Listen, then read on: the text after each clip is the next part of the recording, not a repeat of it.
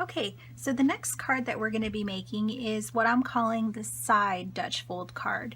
It has the same flaps as the first card, opens up just like this, and then opens up like this. And this one I'm actually sending to my niece who's turning 1. And so this is her birthday card. I love that this section right here is big enough to fit a 4x6 photo. So I think that this is such a great way to send a special moment to someone, if whether it's a birthday or an anniversary or whatever it may be, to add a sweet little photo in there. So again, it just closes up like this. This one I did add a magnetic closure to, and then I also put paper on the back.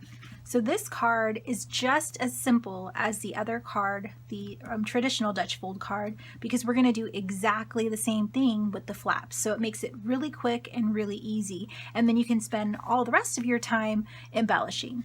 And I will say the same thing that I said in the regular Dutch fold card is when you add magnets and you're double layering the paper. So here's a good example. So there's a magnet right underneath this sheet of paper here, and there's a magnet right underneath this top sheet. So here's my rainbow paper.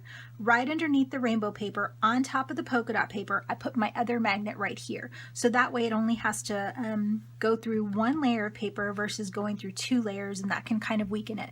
So if you're going to add a magnet, make sure that you are cognizant of that. But again, you could also punch a hole there and do a ribbon closure or a button closure or Velcro closure. It's completely up to you. So let's go ahead and get started on this card. Again, super easy, just like the last one, super fast, and you'll be able to spend all your time embellishing. So you're going to need 3 pieces just like the last time. So you'll need 1 piece that measures 5 inches by 12 inches, 1 piece that measures 4.5 inches by 3.5 inches, and 1 piece that measures 3.5 inches by 3.5 inches. So we're going to score just like we did on the other card. But this time you're going to score on the 5.5 inch mark, and then you're going to take your piece that measures 3.5 by 4.5, and you're going to score at 1 inch, and then take your piece that measures 3.5 by 3.5 and score at 1 inch. Okay, that's it. And so now we're going to go ahead and fold and burnish. Except instead of our card being this way, now it's going to be this way. Take your 4.5 piece and fold that one and burnish. And same thing on this one, burnish.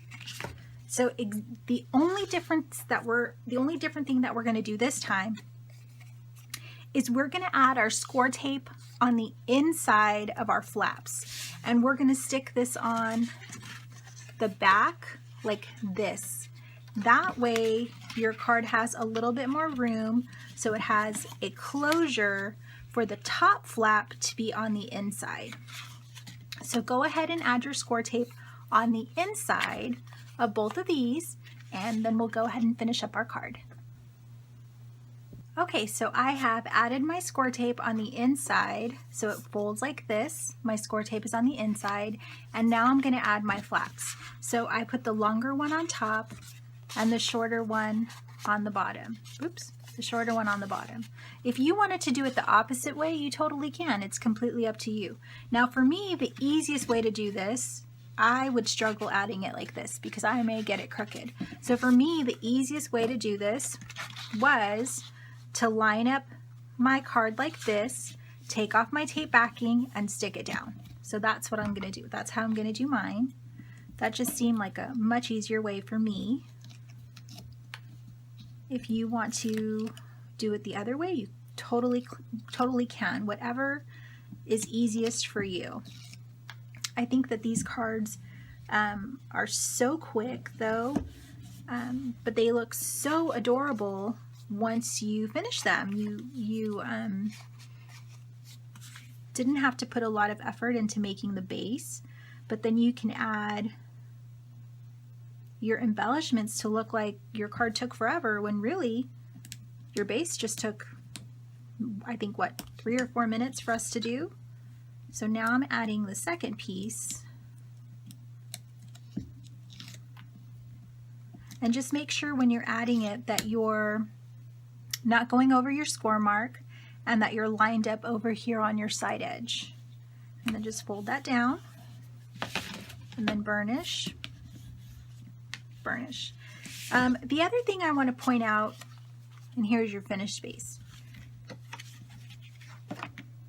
See?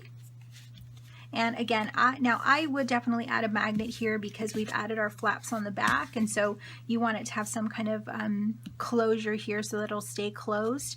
If you're planning to add some chunkiness on the inside, and I like to add chunky embellishments, so I can completely understand if you want to.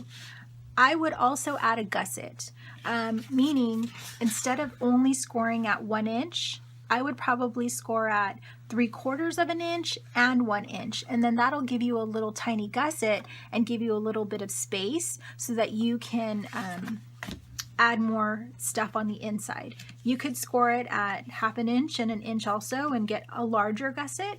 It's completely up to you, but again, super quick, super easy. And here is your side fold Dutch card. Side Dutch fold card. There we go. I hope you'll give this one a try also. Thanks.